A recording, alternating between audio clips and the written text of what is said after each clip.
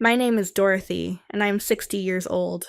I have always believed that life was something you could plan for. You make decisions, you build a future, and you live with the consequences. I never imagined, though, that one day everything I thought was stable could unravel so completely. I live with my husband, Frank, who's 2 years younger than me. We've spent a lifetime together, building our home, our family, and our lives. But all of that started to fall apart last year, when we made a decision that should have brought us closer, but instead led to our undoing. It all began innocently enough. Our home, built by my father decades ago, had started to show signs of its age. The walls creaked, the paint chipped, and the roof leaked.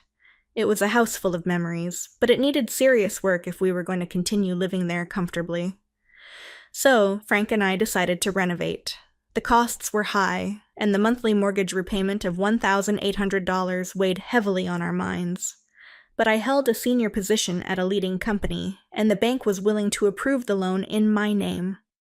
Frank, who managed a medium-sized restaurant, didn't earn as much as I did, so it made sense for me to take on the financial responsibility. As the renovations began, the house started to transform. What had once been a tired old structure was becoming a beautiful, modern home. I was excited about the changes, imagining the years Frank and I would spend here, enjoying our new surroundings. The smell of fresh paint and the sound of hammers and saws filled the air, and with each passing day, the house began to look more and more like a place where we could spend the rest of our lives. But even as the house took on new life, something else was changing. Something I couldn't see. It was subtle at first, a shift in the air that I couldn't quite place. I didn't realize it at the time, but those changes were the first signs of the storm that was about to hit. The first gust of that storm came in the form of a phone call from my son, Steve.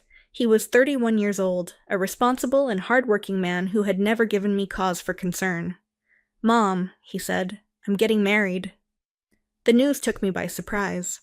Steve had always been so focused on his career that I hadn't expected him to settle down anytime soon. I was happy for him, of course, but I couldn't help feeling a little uneasy. Who was this woman he had chosen to spend his life with? The day I met Jenny, my unease deepened. She was polite, charming, and everything you would expect from a young woman about to join a new family. She had brown hair that framed her face in soft waves, and she wore a white chiffon dress that made her look almost angelic.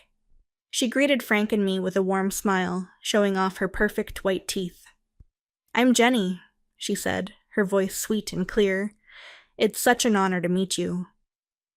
There was something about her that made me uneasy, though I couldn't quite put my finger on it. Frank, on the other hand, seemed smitten. He smiled at her in a way I hadn't seen in years, and when she gripped his hand tightly, he didn't pull away. It was a small thing, a simple gesture of friendliness, but it struck me as odd. Jenny was just meeting us for the first time, and yet she acted as if she had known Frank for years. As the days passed, my discomfort grew. Frank and Jenny seemed to be spending more and more time together. Whenever I came home from work, I would find them talking, laughing, and sharing stories. Steve was often absent, busy with his job, and I began to wonder if he noticed how close his wife was getting to his father. I wanted to say something, to voice my concerns, but I couldn't find the right words. How do you accuse someone of being too friendly? One evening, I came home to find the living room filled with the smell of alcohol. Empty cans and bottles littered the table, and there, in the middle of it all, were Frank and Jenny, deep in conversation. "Mother, welcome back," Jenny said, her words slurring slightly. She was clearly drunk, and the sight of her in that state in my home made my stomach turn. I couldn't understand why she was there, drinking with Frank without Steve. When I asked about it, Jenny explained that she had been feeling lonely because Steve was working late. Frank had invited her over to keep her company. It seemed innocent enough, but the sight of Frank stroking her hair, comforting her like she was a child, made my skin crawl. Something was wrong, very wrong, but I didn't know how to confront it. Things took a darker turn when Steve came home and joined them. He had driven, yet there he was, drinking as if he didn't have a care in the world. When I offered to drive them home, Steve refused, saying they would stay over. The whole situation felt off, as if I were watching a play, where the actors had forgotten their lines. I didn't understand why they were staying, why Steve was acting so out of character, and why Jenny seemed to be pulling all the strings. The next morning, Jenny apologized profusely for her behavior, claiming that she had just been too drunk to think clearly. Frank, too, seemed regretful, but I couldn't shake the feeling that something had shifted in our home, something dark and unwelcome. I wanted to believe that it was just my imagination, that I was overreacting, but the unease in my chest refused to go away. And then came the moment that shattered everything. Frank sat me down one evening, his expression serious. "Dorothy," he began, "we need to talk." My heart sank. There was something in his voice that told me whatever he was about to say would change our lives forever. When Steve and Jenny arrived, I could see the tension in the room. They didn't greet me. They barely looked at me. And then Frank dropped the bombshell. "This house will be given to Jenny," he said, his voice flat. "If you disagree, we'll get a divorce." For a moment, I couldn't breathe. The words hung in the air like a noose around my neck. "What?" I finally managed to say, my voice barely a whisper. "You've been making Jenny suffer," Frank continued, his tone accusatory. "She's been crying, saying she can't go home because of you. That's why I've decided to give her the house. It's the least we can do after what you've put her through." I was stunned, unable to comprehend what I was hearing. Jenny, who had always been so sweet and polite, was now accusing me of making her suffer?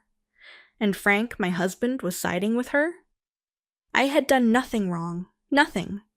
Yet here they were, turning my world upside down with their lies. Steve, too, had been deceived. He stood there, anger in his eyes, accusing me of being a terrible mother.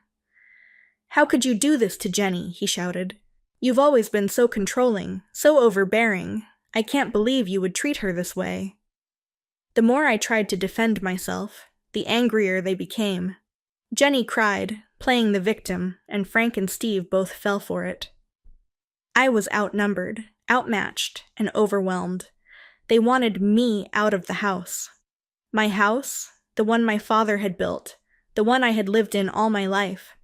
They wanted to take everything from me, and I didn't understand why. Desperate to make sense of the situation, I began to notice things I had overlooked before. A strand of brown hair on my pillow, Jenny's, not mine. Whispers between Frank and Jenny late at night when they thought I was asleep. Little things that, when put together, painted a picture I didn't want to see. But the truth was undeniable. Jenny and Frank were having an affair. They had been conspiring behind my back, using Steve as a pawn in their twisted game. The realization was like a knife to the heart. Everything I had known, everything I had believed in, was a lie. My husband, the man I had trusted with my life, was betraying me with my daughter-in-law. I knew I couldn't stay silent any longer. I hired a private detective to gather evidence, to prove what I already knew. The photos, the recordings, all of it confirmed my worst fears. Frank and Jenny were plotting to take the house from me, to push me out of my own life so they could live together without anyone standing in their way. Armed with the evidence, I decided to confront them. I waited until the house transfer was complete, until they thought they had won, and then I struck. When I walked into my former home, Frank's face turned pale. "What are you doing here?" he demanded, trying to sound confident, but failing. "I have something to show you," I said, pulling out the photos and recordings. Frank and Jenny's expressions shifted from shock to horror as they realized what I had done. Steve, who had been oblivious to their betrayal, was devastated. He couldn't believe what he was hearing, couldn't understand how his father and wife had deceived him so completely. Jenny, once so composed, broke down in tears. She admitted to everything. The affair, the manipulation, the lies. Steve, furious and heartbroken, demanded a divorce on the spot. Frank, too, was forced to face the consequences of his actions. But it wasn't enough. I wanted more. I wanted them to pay for what they had done to me, to my family.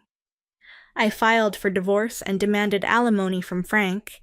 Steve, who had been deceived by the woman he loved, also demanded compensation. The DNA test confirmed what I had suspected all along. The child Jenny was carrying was Frank's, not Steve's. 2 years later, the dust has settled, but the scars remain.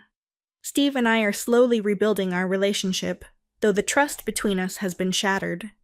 Frank and Jenny, now living together, are trapped in a miserable existence of their own making. Jenny, who once dreamed of living in a beautiful home, is now isolated and alone, estranged from her family and friends. The house that she had coveted so much is now a prison, a constant reminder of the choices that led to her downfall. As for me, I've learned a valuable lesson. A home is more than just a building, it's a place where love and trust should reside. I may have lost the house, but I've gained something far more precious: freedom. Freedom from the lies, the deceit, and the pain that once consumed my life. And with that freedom, I've found the strength to move on, to build a new life, and to leave the past behind. But even as I move forward, I can't help but wonder, what would have happened if I hadn't discovered the truth? If I'd continued to live in ignorance, blind to the betrayal, happening right under my nose? Would I still be in that house, living a lie? Or would I have found the strength to leave on my own? I'll never know the answer to those questions, and perhaps it's better that way. The past is behind me, and all I can do now is look to the future. A future where I am in control of my own destiny, where no one can take from me what I have worked so hard to build. And so, as I close this chapter of my life, I do so with a sense of peace. The storm has passed, and though the damage was great, I have survived. I have come out the other side stronger, wiser, and ready to face whatever challenges may come my way. Because in the end, it's not the house that matters, but the person who lives in it. And I know now more than ever that I am strong enough to stand on my own, to build a new life and to create a new home, one where love, trust, and truth will always reign supreme.